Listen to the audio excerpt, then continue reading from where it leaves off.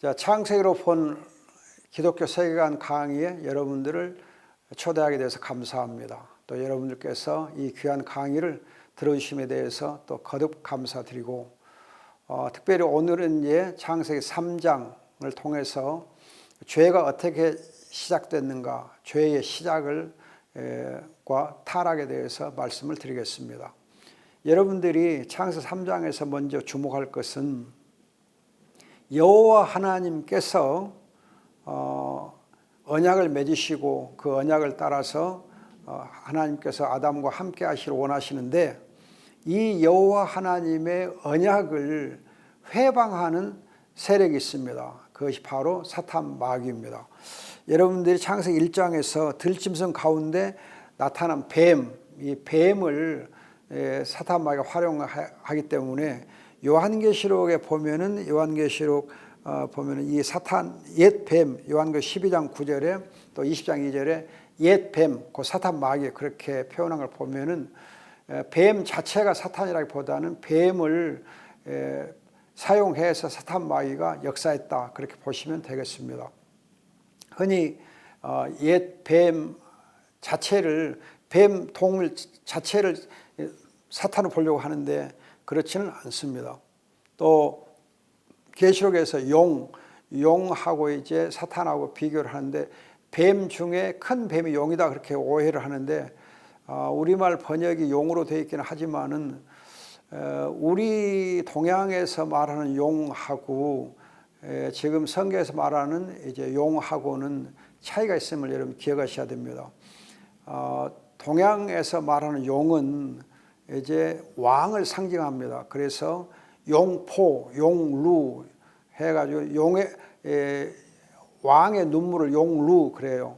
또 왕의 이 옷을 용포, 그리고 그런 걸 보면은 용하고 왕하고 관계가 있습니다. 그래서 우리 옛날 사람들의 이름을 보면 용자 이름이 많이 들어있고, 저의 경우도 용자가 들어있습니다. 용인데 이건 왕이 되라, 왕을 의미한다 하는 점 주의하실 필요가 있습니다. 아무튼 여러분들이 사탄 마귀, 이 사탄 마귀는 특별히 이제 요한복음 8장 44절 보면은 처음부터 거짓의 아비였다, 또 살인자였다 그렇게 되어 있습니다. 또 요한 1서에는 악한 자라 되어 있습니다. 그리고 우리가 주기도에도 보면은 악에서 구하옵시고 할 때 그 악이 악한 자를 뜻하기도 합니다. 그래서 악한 자, 사탄 마귀입니다. 이 사탄 마귀는 처음부터 이렇게 죄를 범한 자다, 거짓의 아비다 하는데, 이 처음부터란 말이 주의할 필요가 있습니다.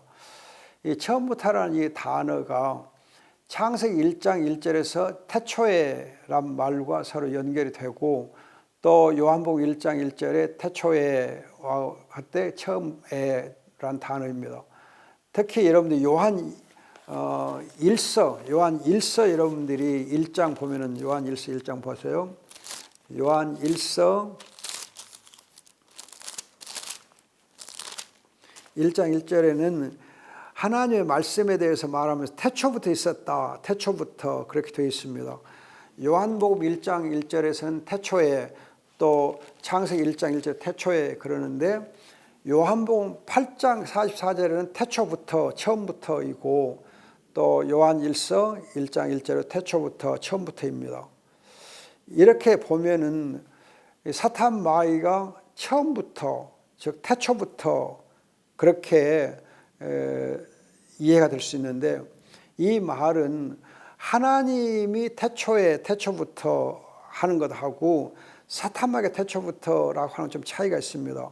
태초부터는 본래 그런 뜻도 있고, 이제 하나님께서 창조주고 또 사탄 마귀의 피조물이기 때문에 일단 시작이 있다는 점을 주의할 필요가 있습니다. 그래서 요한계시록 보면 사탄 마귀가 무저갱 이렇게 가둬지는 일이 있고, 그렇게 해서 둘째 사망과 함께 사탄 마귀가 멸망되거든요. 그래서 사탄 마귀는 처음 있고 끝이 있어요. 시작 있고 끝이 있어서 일단 창조되고 멸망되고 하는 점에서 우리가 하나님의 영원성하고 차이가 있습니다. 그러나 이제 처음부터라고 하는 이 단어를 보면은 인간 창조 이전에, 이미 만물 창조 이전에 벌써 사탄 마귀가 있었다 하는 사실을 기억할 수 있습니다. 따라서 하나님의 천지 창조 사역과 하나님께서 또 이제 이 언약을 맺으시고 아담과 함께 에덴 동산에서 거니시고자 하는 이 모든 하나님의 사역을 처음부터 계획적으로 해방하려고 나타난 것이 바로 사탄 마귀다. 그렇게 여러분들이 아시면 좋겠다 싶습니다. 아무튼 사탄 마귀는 거짓의 아비 살인자입니다. 또 여러분들께서 이 사탄 마귀가 보면은 영들의 우두머리로서 이렇게 존재합니다. 특히 이제 사탄 마귀 관련해서 여러분들이 좀 주의해야 한다면은 이사야서 14장에 나오는 이제 계명성 경우 루시퍼라고 번역도 하고 그러면서 거기가 이제 사탄이다 생각을 하는데, 거기 이제 계명성은 이사야에서 나오는 계명성은 그저 바벨로니아의 왕을 두고 말합니다. 그 바벨론 왕이 교만을 부리다 그렇게 땅에 떨어진 것처럼 표현하는 거거든요. 그렇게 좀 주의를 해주시고, 루시퍼라고 하는 이것은 밀턴이 그의 신라곤에서 사용한 것인데, 우리 기독교에서는 이 루시퍼에 대해서 이사야서 14장 가지고 설명하지 않습니다. 그렇기 때문에 루시퍼라는 단어에 대해서 조금은 혼동이 있지 않기를 바라는 것입니다. 천주교에서는 이제 루시퍼를 많이 이렇게 사용하는데, 우리 기독교의 경우는 루시퍼라는 단어를 쓰지 않습니다. 계명성, 그리고 이 계명성이 바빌로니아를 상징한다, 그렇게 하시면 되겠고, 에스겔서 28장 11절 19절에 나오는 그룹이 있습니다. 이 그룹이 사탄 마귀를 이제 가리키는 것으로 되어 있는데, 특히 이 그룹의 경우는 두로왕을 빗대어서 그룹이라고 사용하고 있습니다. 그래서 이사야서에서는 바벨로니아를 가리켜서 이제 계명성 그랬다고 한다면, 에스겔서 28장에 나오는 그룹은 두로왕을 두고 사용되고 있습니다. 아무튼 그 상징적인 의미로 이제 보면은 하늘에서 떨어졌다, 교만이 꺾였다라든지 쫓겨났다 보면은 사탄 마귀를 함축적으로 이렇게 가르친다 볼 수도 있지만은, 그러나 직접적으로는 바벨론 왕 또는 두로 왕을 가리킨다. 그 점을 주의하시면 좋겠습니다. 아무튼 사탄을 상징적으로 이렇게 함축하고 있다는 점은 우리 주의할 필요가 있지만은, 직접적으로 이제 계명성이 사탄이다 또는 그룹이 사탄이다 그렇게는 보지 않습니다. 아무튼 여러분들께서 이 사탄에 보면은 악한 자는 거짓의 아비, 거짓말로 이제 이 아담을 이렇게 유혹하고 하와를 유혹한다는 점을 주의할 필요가 있습니다. 그럼 거짓말을 할 때 어떻게 거짓말을 사용하는가? 여러분 창세기 3장 이제 1절 보시면은, 뱀이 여자에게 하나님께 참으로 너희에게 동산나무에 나는 모든 것을 먹지 말라고 말씀하셨느냐 이렇게 되어 있는데, 하셨느냐 하고 의문표, 즉 물음표를 가지고 사용합니다. 즉 물어서 의심을 심어주고, 뭔가 이렇게 묻고 의심을 심어줌으로 해서 하나님의 말씀을 의심하게 만드는, 재해석하게 만드는.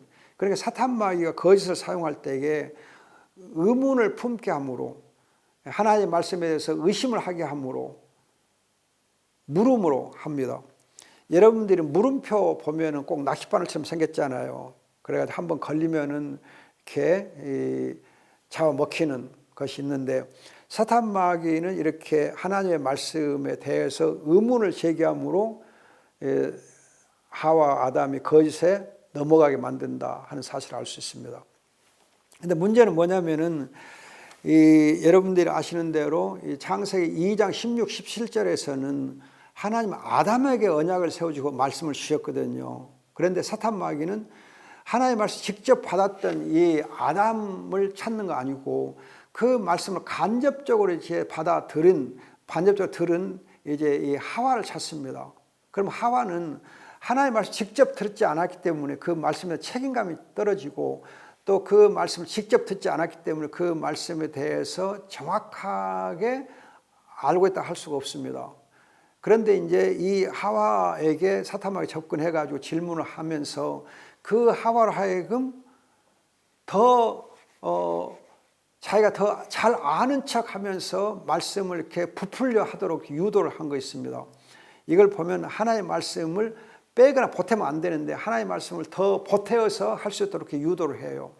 자, 이걸 보면 우리가 죄를 범하게 될 때 하나님의 말씀에 대해서 내 나름대로 해석하고 하나님의 말씀에 대해서 내 생각을 더 보탬으로 해서 거짓에 속아 넘어간다 하는 걸 알 수 있어요.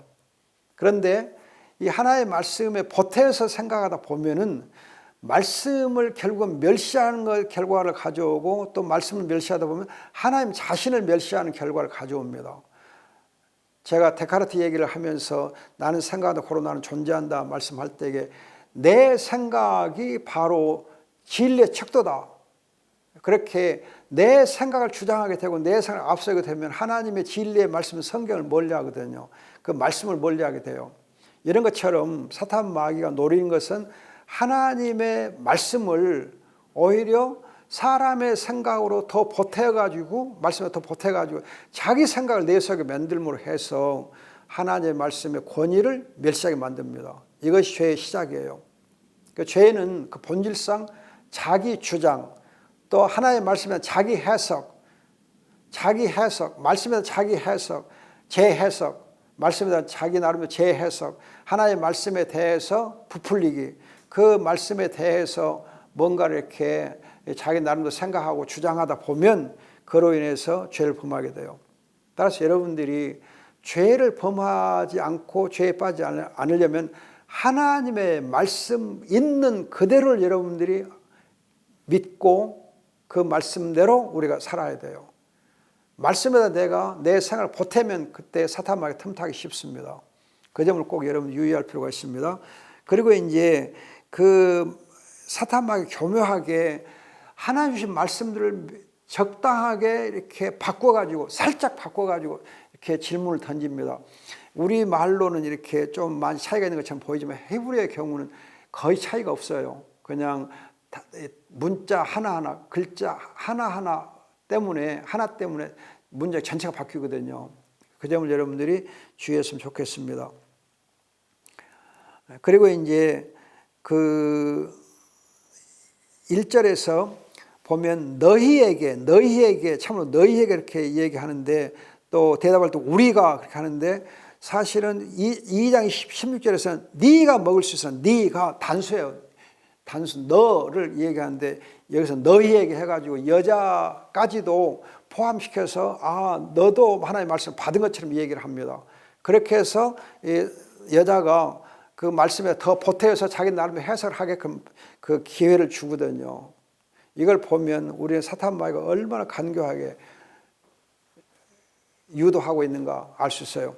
아무튼 여러분들이 이 본문에서 보면 죄가 어떻게 시작되느냐, 하나님의 말씀에 대해서 내 생각을 보태거나 하나님의 말씀을 내 나름대로 재해석할 때에 말씀을 멸시하게 되고 또 결국 하나님 자신을 멸시하는 가운데서 하나님에 대해서 불신하게 되고 또 불순종하고 타락하고 범죄하게 됩니다. 그래서 죄의 시작은 말씀에 대한 재해석, 말씀에 대한 의심, 말씀에 대해서 내 주장을 하는 것. 그 죄의 본질은 내 주장, 자기를 주장하는 겁니다. 자기 나름대로의 말씀의 재해석으로 죄가 시작돼요. 여러분들께서 정말 하나님의 말씀을 대할 때에 이런 부분을 정말 주의하셔야 됩니다. 말씀을 말씀대로 받지 않으면 항상 거기에서 죄가 싹트게 돼요. 죄가 시작됩니다. 자, 이렇게 죄가 시작되면서 보면은 5절에서 보면은 4절에 보면 너희가 결코 죽지 않으라. 결코 죽지 않으라. 하나님께서 말씀을 반드시 죽는다 그랬거든요. 근데 결코 죽지 않는다. 정말 정반대로 거짓말을 해서 속입니다.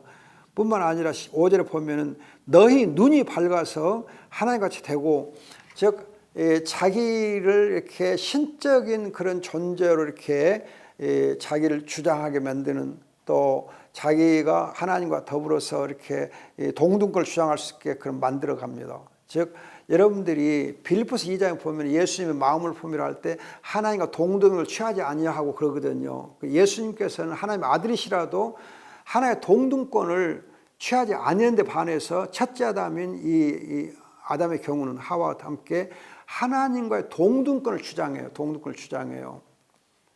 즉 죄가 시작되면은 거기서 벌써 하나님의 말씀을 멸시하다가 하나님 자신을 멸시하면서 하나님의 동등권을 스스로 주장하는 그런 단계에 이르렀다. 즉 교만하게 된 거죠. 교만하게 된 거죠.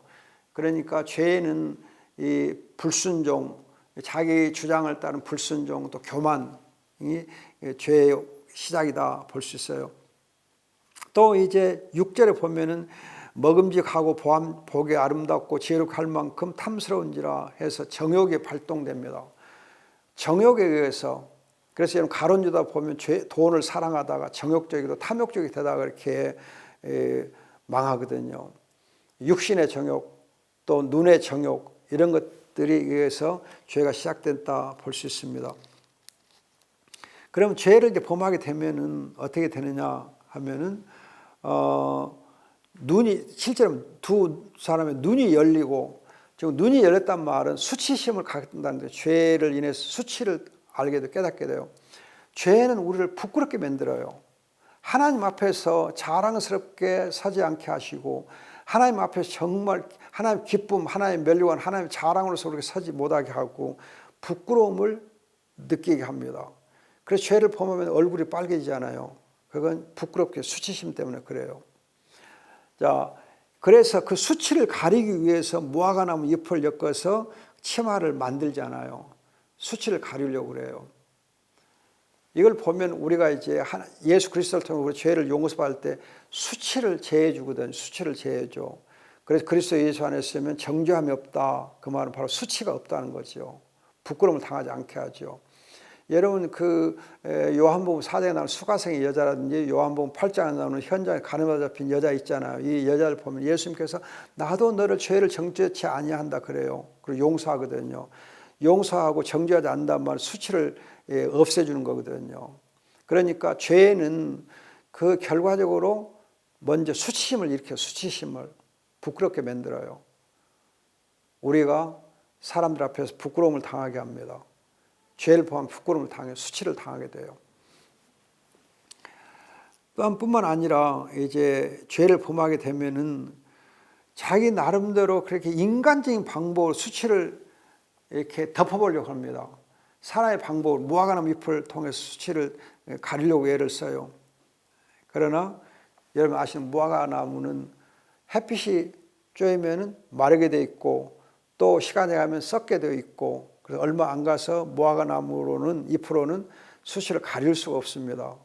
그래서 이사야에서 보면 하나님께서 이 인간적인 수치의 이 더러운 옷을 벗기시고 가죽 옷으로 구원의 아름다운 옷으로 입혀주시잖아요. 그렇게 해서 죄 문제를 해결해 주시는 거 있습니다. 자, 일단 또 이제 보면은 8절에 보면은 여호와의 소리를 듣고서 아담과 그의 아내 하와가 하나님 얼굴을 피해서 동산에 숨었다 그래요. 이걸 보면은 죄를 범하면 수치심을 느낄 뿐만 아니라 곧바로 하나님을 떠납니다. 하나님 멀려고 떠나가요. 하나님 없이 살려고 그래요. 마치 이는 여러분들이 호세아서 보면 호세아 선지자의 부인 고멜이 있어요. 고멜이 다른 남자 사랑해서 자기 남편 호세아를 버리고 떠나갑니다. 또 신약성에 보면 탕자의 비유에도 보면은 아버지를 떠나서 멀리 갑니다. 자, 멀리 가면 어떻게 되느냐? 허랑방탕에 살거든요. 허랑방탕해져요. 이런 것처럼 죄를 범하게 되면 하나님을 떠나게 돼요. 하나님 떠나서 살려고 그래요. 하나님 없이 살려고 그래요. 여러분들이 우리말 죄라는 단어가 있는데 이 죄라는 단어는 이제 이 한자를 보면 그물망하고 배반할 비가 합해져서 죄라는 단어를 만듭니다. 여러분 오해하지 말 것은 넉사처럼 보이는 1, 2, 3, 4 넉사처럼 보이는데 넉사가 아니고 그물망입니다. 그물망이고 또 아니 비로도 보이지만 아니 비라고 할 수 있지만 여기 경우는 죄란 단어의 경우 배반할 비자가 됩니다. 그러면 이걸 해석해 보면은 사탄의 덫 그물에 걸려서 하나님을 배반하고 떠났다 하는 게 죄란 단어의 뜻이에요. 억지로 만든 말이 아니고 일단 죄란 단어를 성경적으로 보면은 굉장히 뜻이 깊어요. 사탄의 올무에 걸려서 덫에 걸려서 하나님을 버리고 떠나는 것, 그게 죄예요. 여기에 대해서 여러분들이 이제 이 디모데후서 2장 26절, 디모데후서 2장 26절을 보시면은 회개에 대한 구절입니다. 회개에 대한 구절인데 회개를 어떻게 하느냐? 죄에서 회개잖아요. 그러면 이 구절을 보면 죄가 뭔가를 알 수 있어요. 거기 보면 마귀에게 사로잡혀서 그의 뜻을 줬던 그들이 정신을 차려 마귀의 올무에서 벗어나게 될까 함이라. 여러분 개역 성경 번역은 잘못되어 있습니다.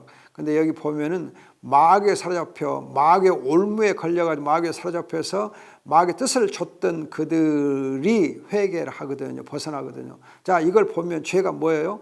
마귀의 올무에 걸려서 덫에 걸려서 마귀에 사로잡혀가지고 마귀의 뜻을 줬습니다. 그럼 결과적으로는 하나님을 버리고 떠나는 거거든요.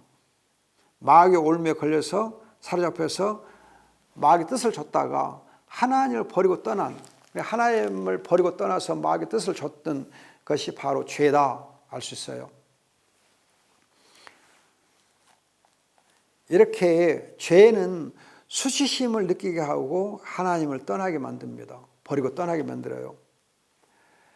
자, 그러나 이제 하나님께서 벌거벗은 이 아담과 하와를 찾아오셔서 어떻게 하시는가 하면은 죄에서 죄를 이기고 떠날 수 있는 구원받을 수 있는 길을 만들어 주세요. 그가 이제 상세 3장 15절입니다. 상세 3장 15절. 내가 너를 여자의 원수가 되게 하고 내 후손은 여자의 후손과 원수가 되게 할 것이니 여자의 후손은 내 머리를 상하게 할 것이요 너는 그의 발꿈치를 상하게 할 것이다.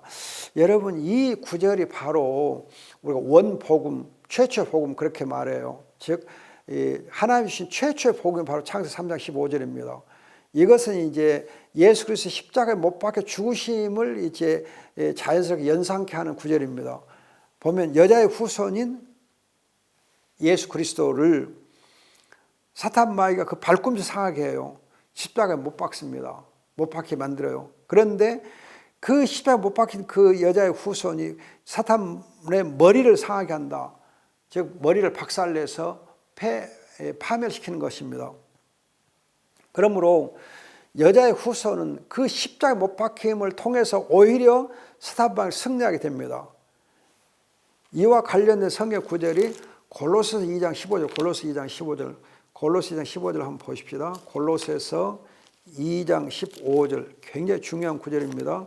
골로새 2장 15절 이 구절은 어떻게 번역이 되게 되어 있냐면은 그분께서 십자가로 이 악한 통치들과 악한 권세들 즉 사탄의 무리들을 무력화시켜 즉 무장해제시켜서 밝히 드러내어 공적으로 수치를 당하게 하고 승리하셨다. 그렇게 번역되게 되어 있는 구절입니다.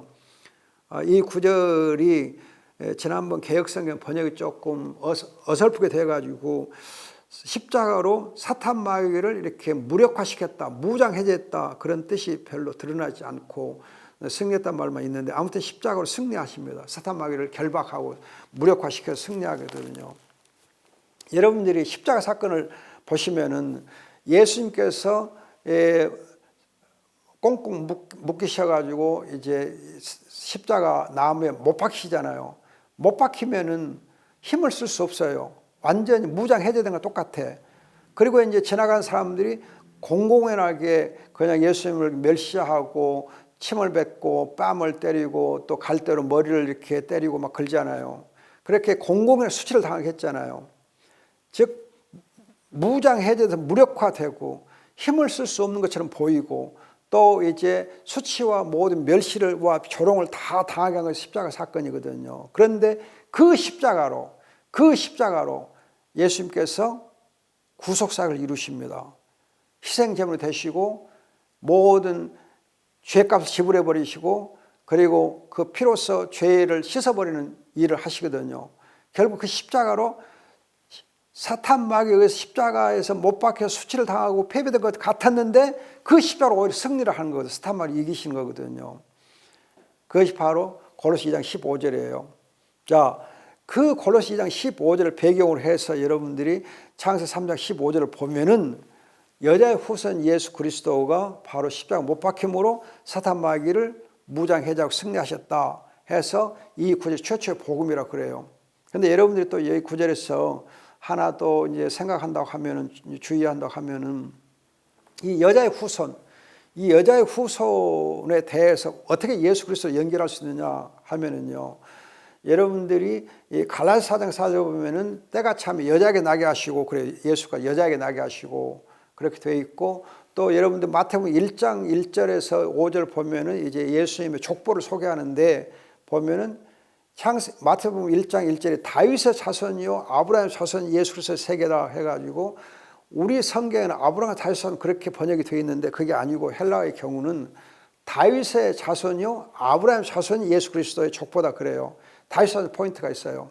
그렇게 해가지고 아브라함으로부터 다윗까지 14대 또 다윗으로부터 바벨론 포로까지 14대 바벨론 포로부터 예수 그리스도 14대 14대 묶어놨거든요.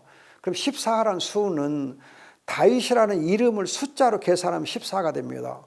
다가 4고 위가 6이고 윗 할 때 밑에가 또 다윗이 달렛이거든요. 그러면 그거가 이제 히브리의 경우는 4, 6, 4가 돼요. 그래서 14가 되거든요.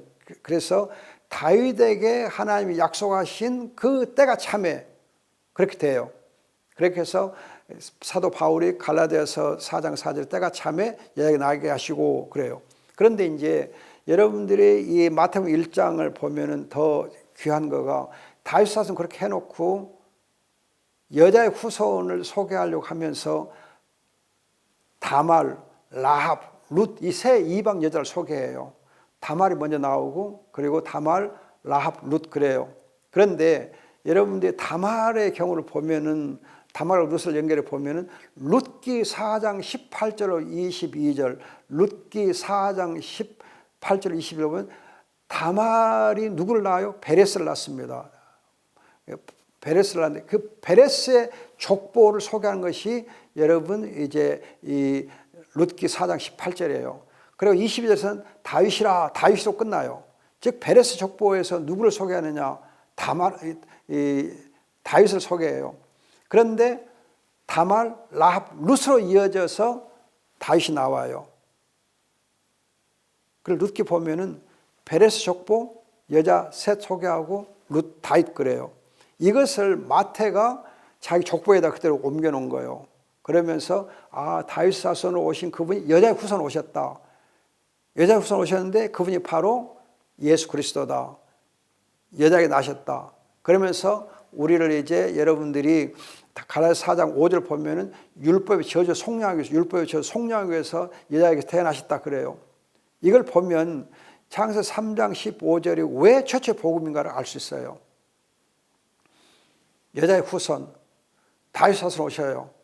그리고 그분을 통해서 십자가로 사탄 마귀를 이기셔요. 그 길을 열어놓으신 거예요. 그러면 또 여러분 주의할 건 뭐냐면 여기서 이제 여자의 후손을 또 후손이라는 단어가 히브리의 경우는 영어처럼 집합명사. 집합명사는 예를 들면 family라고 하는 가족이라는 단어가 집합명사이면 이거가 단수이면서 복수이거든요. 또 여러분들이 갈라디아서 나오는 성의 열매할 때 열매라는 단어가 집합명사입니다. 그러면 단수이면 복수거든요. 그래서 육체의 일들 할 때는 복수형으로 되어 있지만은 성의 열매할 때는 단수형으로 되어 있는 것처럼 보여 집합명사니까. 그러나 그 안에 복수 개념이 있거든요. 그런 것처럼 여기 있는 자손이라고 하는 단어가 집합명사예요. 집합명사이기 때문에 여기 무슨 뜻이 있느냐. 단수로 보면은 여자의 후손을 단수로 보면 예수 그리스도를 가리켜요. 그래서 예수 그리스도께서 십자가 못 박힘으로 사탄 마귀를 이겨요. 그런데 집합명사를 보면은 예수에 속한 그리스도인들, 예수의 사람들이 예수님의 지체들로서 그리스도와 함께 십자가로 우리가 짊어지고 십자가를 붙잡으면 그 십자가로 사탄 마귀를 이길 수 있다는 거예요. 그리스도의 승리를 우리도 같이 이기는 거예요. 그의 승리에 우리도 승리하는 거예요. 그래서 여러분들이 로마서 16장 20절, 로마서 16장 20절 보면 평강의 하나님께서 너희의 발 아래 사탄 마귀를 상하게 하리라, 사탄 마귀를 박살나게 하리라 그래요. 이걸 보면 평강 하나님께서 그리스도인들로 하여금 사탄 마귀를 짓밟아 이기게 해주세요. 그래서 예수님께서 말씀하세요. 너희도 내 십자가를 지고 따르라 그래요. 십자가를 지고 따르라. 또 갈라디아서 5장 보면 십자가에 우리를 못 박으라 걸잖아요. 이렇게 보면 예수 그리스도께서 십자가로 승리한 것처럼 예수를 따르는 그리스도에 속한 우리들도 십자가를 내가 짐으로 그 십자가를 통해서 사탄만 이길 수가 있어요. 따라서 여러분 십자가 없이는 승리가 없어요. 그리스도의 십자가를 우리가 자랑하는 이유고 그 십자가를 우리가 아는 이유가 바로 여기에 있어요. 그래서 사도 바울은 이제 고린도전서 2장 2절에서 십자가 못 박힌 예수 그리스도만 안다. 그리고 갈라디아서 6장 14절에서는 그리스도 십자가만 내가 자랑한다 그러잖아요. 십자가가 복음의 비밀이에요. 창세기 3장 15절의 뜻이 그래서 깊습니다. 자, 여러분들이 이렇게 이제 죄에 대해서 해결책을 하나님이 해결책을 주셨는데, 그러나 죄에 대해서 하나님이 따집니다. 묻습니다. 죄에 대해서 하나님이 매를 때리세요. 징계를 하세요. 그거가 이제 3장 16절이에요. 16절 보면 여자의 경우 임신하는 고통을 크게 더할 것이고 이제 자식을 낳을 것이며 내 욕망은 내 남편을 향하여 있으나 너는 그는 너를 다스릴 것이다. 여기서 여러분들이 우리가 임신하고 출산하는 거가 하나님 주신 축복인데 거기 고통이 따르게 됐어요. 고통이 따라요. 축복이지만 고통이 따릅니다. 또 이제 뿐만 아니라 이 죄가 있게 될 때 어떤 결과를 가져오느냐, 이 여자가 남편에 대해서 욕망을 갖으면 욕망을 가져요. 이 욕망이 뭐냐 할 때에 이 아가서에서 이 욕망의 단어 나오거든요. 근데 이 단어의 경우 보면은 성적인 어떤 그런 이제 욕망과 관련되어 있습니다. 따라서 죄가 있게 되면 여자가 남자에서 성적 욕망을 갖는다 그렇게 볼 수가 있어요. 욕망을 가져요. 여러분들이 지금 이 3장 16절을 해석할 때 아주 중요한 힌트가 뭐냐면은 4장 7절에 하반절에 죄의 욕망은 너를 향해 있으나 너는 그걸 다스려라 이렇게 되어 있거든요. 거기 이제 똑같은 문장이에요. 똑같은 문장 구조고 죄라고 하는 주어 목적어만 좀 다르고 동사가 똑같아요. 이걸 보면 죄가 너희들 욕망을 갖는다. 그 말은 죄가 너를 집어삼키려는 뜻이거든요. 사탄 마귀가 너를 집어삼키려 한다. 그걸 두고 말한 것이 지금 4장 7절이거든요.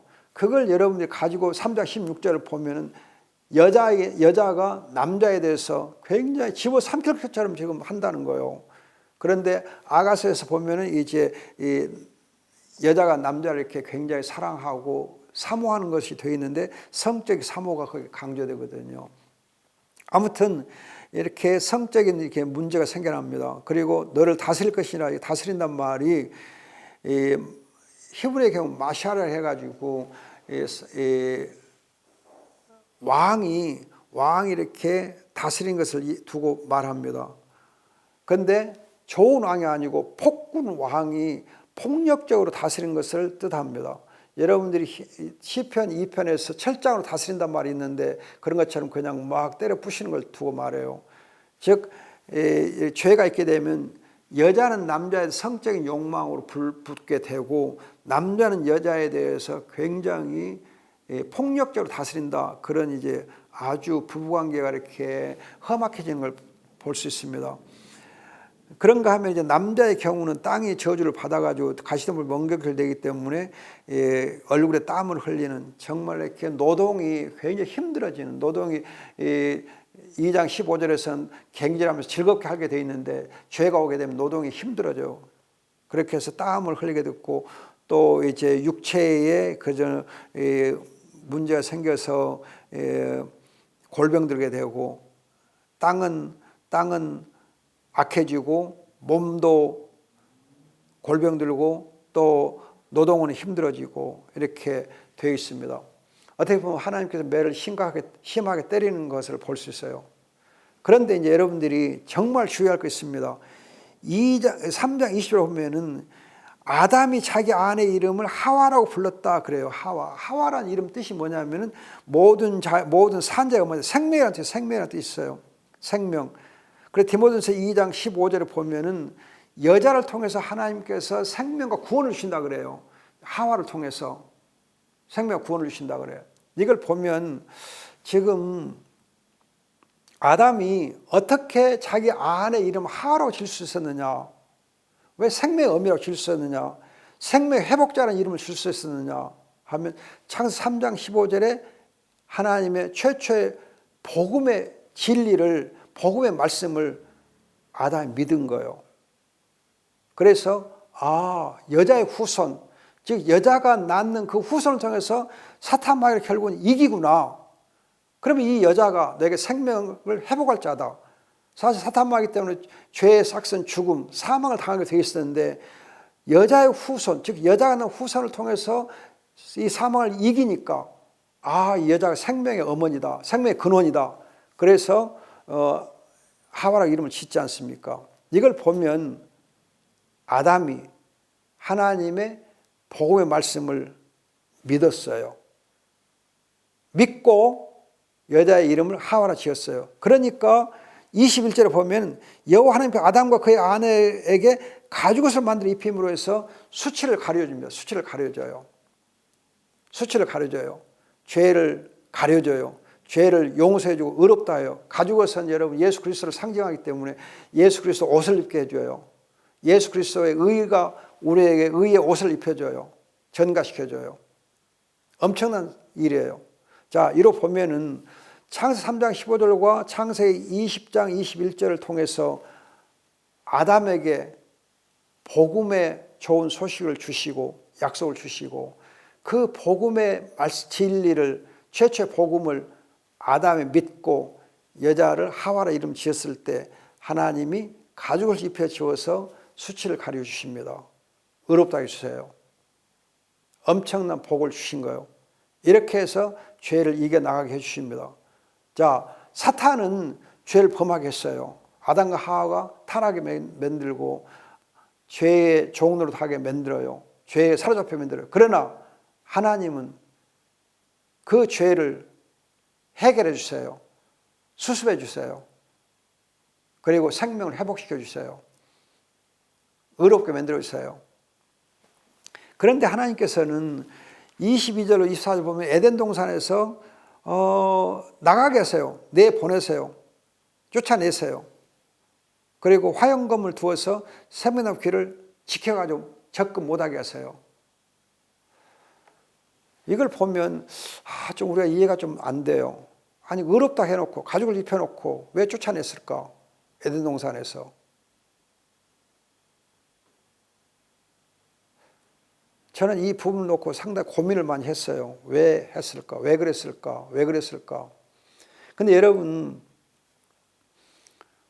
구원을 보면 하나님께서 의롭다 하신 다음에 우리 안에 있는 죄의 그런 여러 가지 잔재들 때문에 하나님께서 그 말씀을 우리 연단식 훈련시키는 과정이 성화의 과정이거든요. 성화. 죄와도 싸우게 만들어요.